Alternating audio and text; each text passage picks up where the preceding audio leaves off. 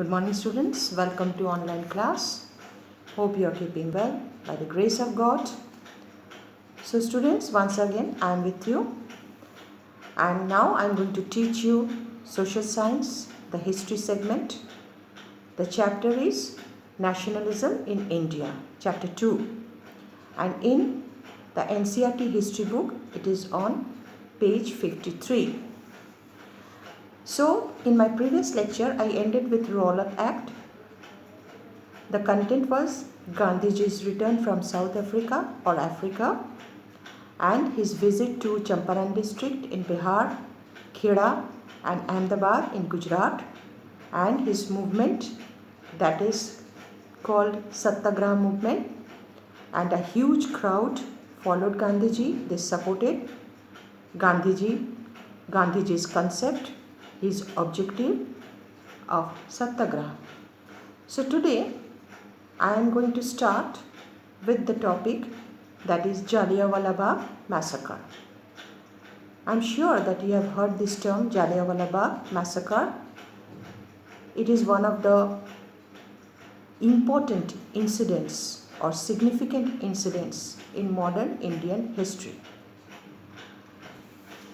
Jallianwala Bagh massacre, it is the protest of Rowlatt Act. The incident took place as the protest of Rowlatt Act on 13th April 1919. A huge crowd assembled in a place called Jallianwala Bagh in Amritsar, and simultaneously Baisakhi fair was also going on. So it was quite natural that people from rural areas or from urban areas also, towns also, they gathered there to enjoy the fair simultaneously and to listen to the speech of the leaders as the protest of Rowlatt Act. But the people or the crowd was not at all aware about the martial act or martial law of British, which was imposed by British government. So when they were or the crowd was there in the Bagh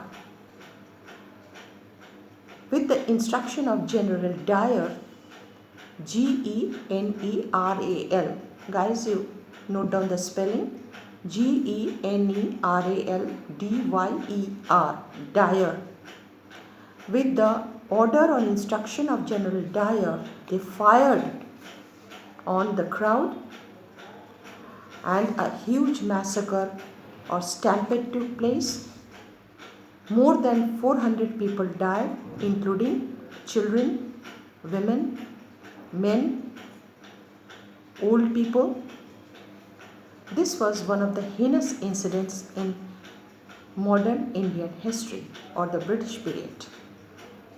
So, as consequence or as protest, Rabindranath Tagore, he returned his Knight title, which was awarded by British government that time, to protest against this heinous act of British. Then Gandhiji thought that up till now only Hindus, generally Hindus, they were taking part in the movement.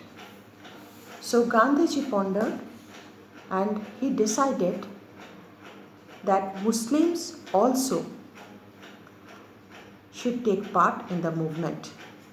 So he discussed with the Muslim leaders, the Maulanas, during that time, and then and there they agreed to support Gandhiji. And those are the leaders, significant leaders. They were Maulana Abul Kalam Azad, Ali brothers, Muhammad Ali and Shaukat Ali. They were the main leaders. Apart from them, other Muslim leaders, they also followed them.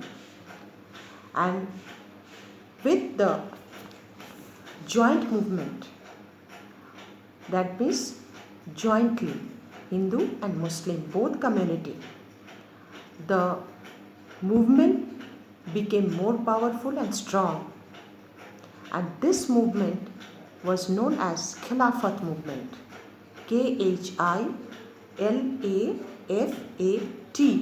Khilafat movement. During that time, when this movement was decided by both the community, that means by Gandhiji and the Muslim leaders,